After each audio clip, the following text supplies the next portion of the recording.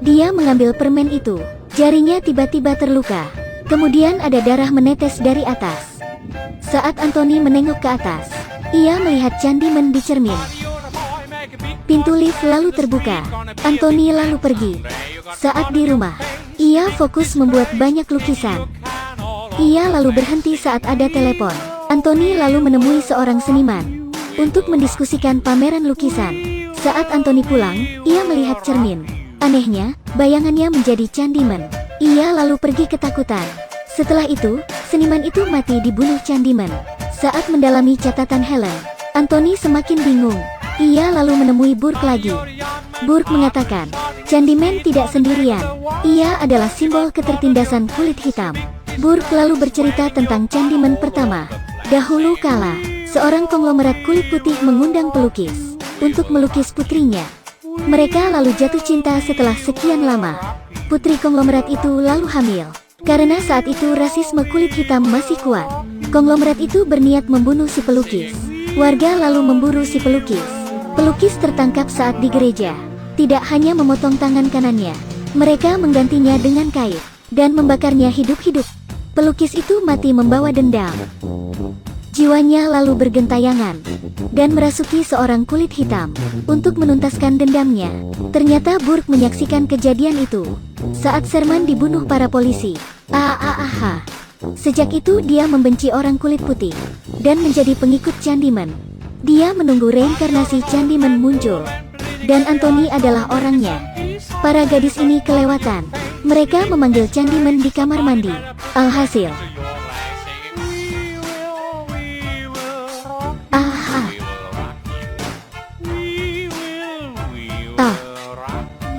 semua itu berawal dari Anthony yang memanggil Candyman. Lalu, karena obsesinya, gambar Candyman muncul di kepalanya. Ia lalu memproyeksikan gambar itu lewat lukisan. Lalu, luka di lengannya menyebar ke seluruh tubuh. Ia lalu dirawat di rumah sakit. Tragedi kamar mandi lalu disiarkan. Anthony yakin itu salah korbannya. Namun ia penasaran. Ia lalu pergi ke rumah ibunya. Saat ibunya melihat kondisi Anthony, ia lalu bercerita, ternyata Anthony diculik oleh Helen. Namun, bukan atas kehendaknya. Saat itu Helen dirasuki Candyman. Anthony lalu terpilih sebagai penerus Candyman. Sebelum ia mati, Helen bangun di menit terakhir. Dia mengembalikan Anthony ke ibunya karena tak mau dirasuki. Ia memilih mati dengan terjun ke kobaran api. Setelah mendengar cerita itu, Anthony pergi ke kawasan di mana Candyman tinggal. Pada saat yang sama, Brianna datang ke Binatu Burke. Ia lalu menemukan topi Anthony. Setelah berusaha mencari Anthony, ia pergi. Tapi ternyata pintunya terkunci. Tiba-tiba Burke muncul dan menculik Brianna. Saat Brianna bangun, ia disekap di dalam gereja. Tidak hanya itu, Burke lalu melaporkan pada polisi. Dia menemukan pelaku pembunuhan berantai.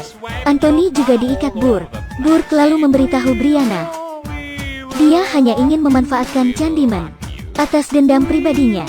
Setelah itu, ia memotong lengan Anthony dan memasang kait. Untungnya, Brianna berhasil melarikan diri karena Burke ingin memfitnah Brianna sebagai pembunuh berantai. Ia mengejar Brianna sampai dapat, tapi Burke dibunuh oleh Brianna. Setelah Anthony sadar, Brianna memeganginya. Namun, Anthony tewas kehabisan darah. Polisi lalu tiba. Sebelum Brianna menjelaskan, polisi melepas tembakan. Sejarah terulang lagi.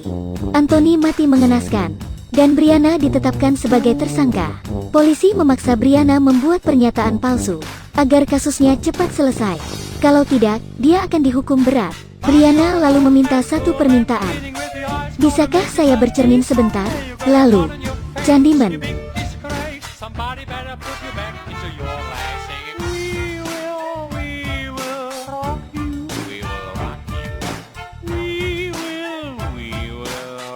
Setelah Candyman membunuh semua polisi, Brianna lalu sadar. Candyman lalu menghampirinya. Urban legend itu muncul. Setelah sekian lama menghilang, ia menginginkan balas dendam yang diakibatkan oleh segregasi kulit putih. Jika saja tidak ada rasisme, mungkin Candyman tak akan pernah ada. Maka dari itu, kita tidak boleh rasis dan saling menghormati antar ras. Sekian video kali ini. Jangan lupa like, follow dan share. Sampai jumpa di video selanjutnya.